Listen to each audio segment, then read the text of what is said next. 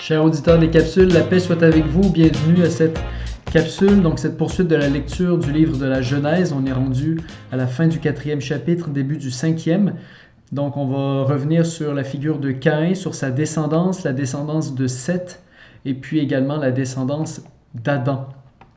Alors, un mot sur la descendance de Caïn. Donc tout juste avant la fin du 4e chapitre, on a d'un côté, on a de la descendance de Caïn et la descendance de Seth. L'une est bonne, l'autre est mauvaise. Caïn est présenté comme le premier constructeur de villes et de ses commodités. Donc on dit que ses descendants sont les premiers forgerons, les premiers éleveurs de bétail, également les premiers musiciens et puis les premières filles de joie. Alors ce dernier aspect est un peu voilé sous un jeu de mots avec le nom de Naama. Et cette descendance est très violente, elle se consume dans la violence. Alors le texte biblique nous dit que Lamech dit à ses femmes « J'ai tué un homme pour une blessure, un enfant pour une meurtrissure. C'est que Caïn est vengé 7 fois, mais Lamech 77 fois. » Donc, ce jeu entre 7 et 77, on le reverra dans le Nouveau Testament, mais cette fois pour le pardon. Mais ici, c'est vraiment, si on veut, une sorte de summum de la violence. La violence est croissante chez les descendants de Caïn qui sont voués finalement à une mort. Du côté de Seth, on indique à l'inverse que les hommes de sa descendance commencent à invoquer le Seigneur, c'est-à-dire à vouer un culte au Seigneur. Et on donne le nom, vraiment, Yahvé Adonai. Et puis, donc ce nom n'est pas seulement révélé à Moïse dans le buisson ardent, mais il est déjà ici révélé au Père, au patriarche, qui commence à vouer un culte au Seigneur. Alors, je vous lis un petit texte de saint Augustin sur ces deux généalogies. Remarquons que les descendants de Caïn sont énumérés jusqu'au déluge qui les détruisit tous. C'est pourquoi l'écrivain sacré reprend ensuite la généalogie humaine à partir d'Adam. Voici le livre de la descendance d'Adam. Au jour où Dieu fit Adam, il le fit à la ressemblance de Dieu. Il les fit hommes et femmes. Il leur donna le nom d'hommes. S'il recommence à compter depuis Adam, c'est qu'il exclut la cité terrestre, comme si Dieu la mentionnait mais ne voulait pas en tenir compte. La cité terrestre part d'un homicide, Caïn, et aboutit à un homicide, Lamech. La cité de Dieu part d'un seul homme, Seth, qui est comme la résurrection d'un mort, Abel, et c'est bien un homme, H majuscule, un homme unique qui fait l'unité de toute la cité d'en haut. Celle-ci pérégrine en ce monde, elle n'est pas encore achevée, mais ce passage de l'Écriture est la préfiguration prophétique de son accomplissement. Alors vous voyez combien les pères, dans des textes qu'on peut lire rapidement de généalogie un peu obscurs, ils discernent déjà la présence et la préfiguration du Christ, l'accomplissement de toutes choses en Jésus-Christ. Et donc effectivement, le 5e chapitre commence en disant « Voici le livret », en grec c'est « biblos », voici la Bible de la descendance d'Adam, voici le livre de la descendance d'Adam. Donc on reprend avec Adam, et puis on reprend même à l'acte créateur de Dieu. Le jour où Dieu créa Adam, il le fit à la ressemblance de Dieu. Hommes et femmes, il les créa. Il les bénit et leur donna le nom d'hommes, le jour où ils furent créés.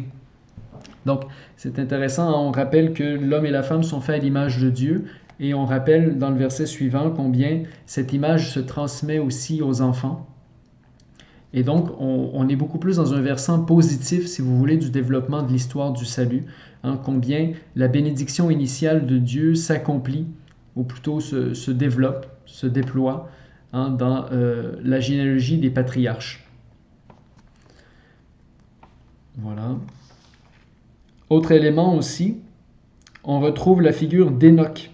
Alors, je m'arrête un petit peu sur cette figure d'Enoch, qui est exempté du sort des pécheurs, qui sont tous voués à la mort. Donc, c'est une conséquence du péché. Enoch, on dit, marcha avec Dieu. Après la naissance de Mathusalem, Enoch vécut 300 ans, etc. Il marcha avec Dieu, puis il disparut, car Dieu l'enleva.